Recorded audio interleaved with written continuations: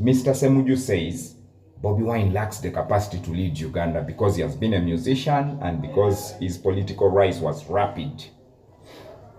Let us examine this argument carefully. If leadership is determined by where someone started, then history would have no room for transformation. The challenge is not where he comes from. The challenge is what he becomes. A seed does not look like a forest, but a forest is hidden inside the seed. The greatest mistake in politics is to confuse familiarity with qualification. Just because someone has been around politics for a long time does not mean they are prepared to lead. If being in politics for a long time produced leaders, then every old politician would be a national hero, and every nation with such experienced politicians would be prosperous. Leadership is not about knowing everything. Leadership is about assembling people who can provide answers. It's about creating a room where the smartest minds can work together.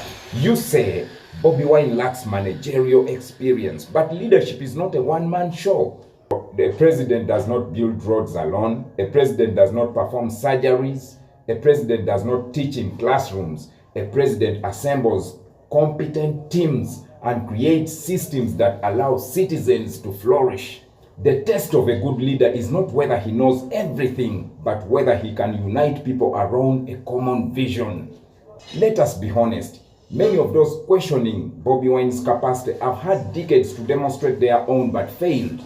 Every leader in history became president for the first time. No child was born experienced. No leader was born experienced. What matters is character, vision, integrity, courage, and willingness to learn.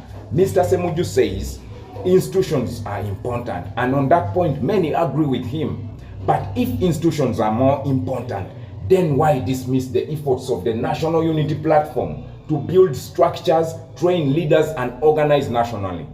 You cannot demand institutions and then ignore the institutions being built.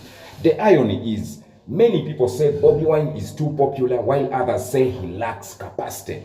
Yet popularity itself is evidence that millions of Ugandans found something in his message that spoke to their hopes and frustrations. The people of Uganda are not looking for a perfect man. They are looking for a leader who can inspire change, defend justice, fight corruption, restore accountability, and build systems that work.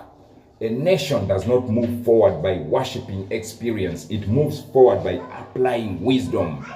The measure of a leader is not where he started, but how many people he helped and inspired to rise. And perhaps the greatest lesson of all is this: never ever underestimate a man because of where he started.